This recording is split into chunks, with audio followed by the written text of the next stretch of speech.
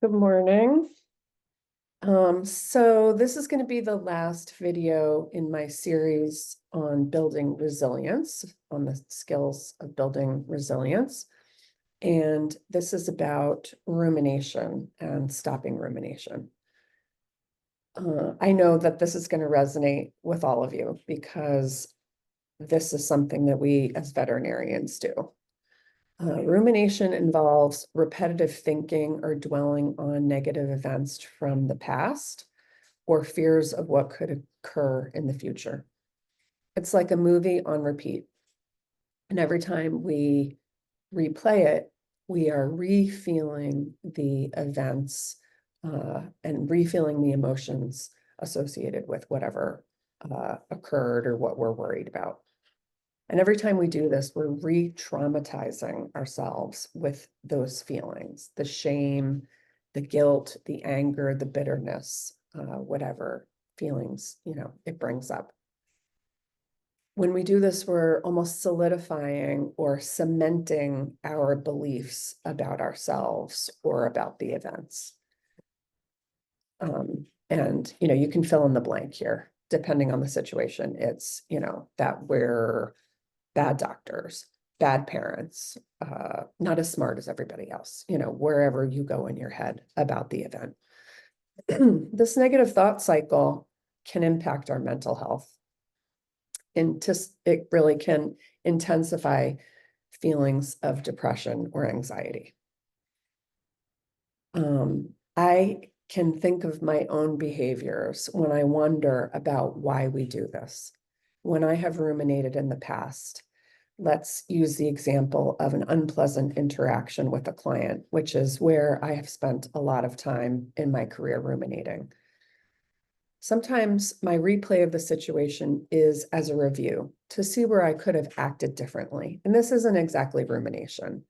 This is constructive problem solving. And it's actually a good self-reflection technique to help us learn and grow and possibly do better the next time.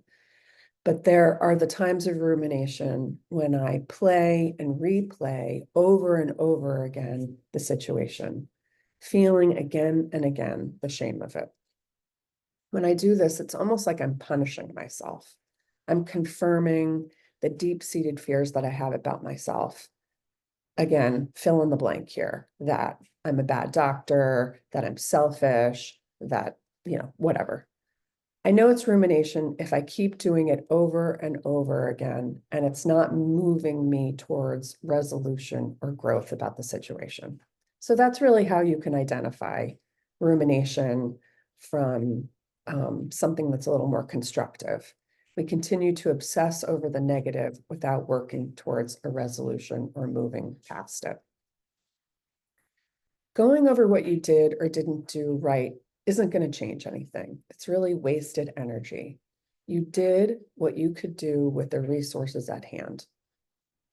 It's important to remember that rumination is a behavior and not a mental health condition. We can learn to manage it. Of course, if you're really stuck on a situation and you just can't let it go, you may need to get some professional help for it. So here's some things I'm going to suggest to help us, and I'm talking to myself here as well, break the cycle of rumination. A lot of these are going to cross over with some of the past resilience building techniques that I've talked about. Self-compassion is going to be, one of the prime ones that you're going to tap into. So distract yourself with activities that will interrupt the negative thinking and focus on more positive memories. And when I talk about a distraction, I really want you to engage in a positive distraction. We can all get drunk as a way to distract ourselves, but we all know that those types of negative coping mechanisms really aren't good distractors. It's just a temporary suppressing of what we might feel, and it will come back, twofold afterwards. So, and I'm also going to say that scrolling is, an easy and very readily available way to distract ourselves and get us out of it. But sometimes social media and scrolling can be really negative. So think of a positive distraction, a walk, um, dinner with a loving, supportive person.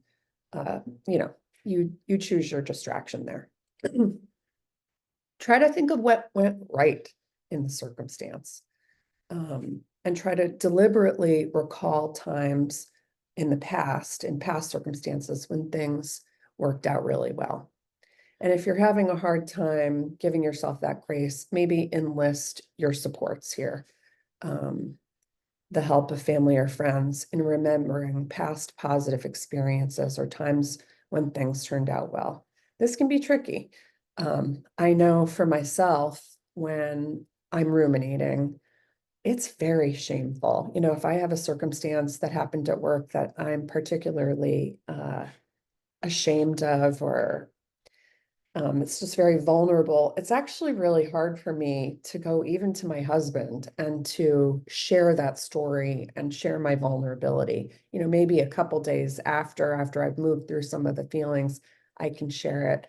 But sometimes it's really hard. Um, so you might have to uh, do a little bit of your own work before you can, share that story. But enlisting the help of your friends and loved ones can really be positive. My go-to is physical activity.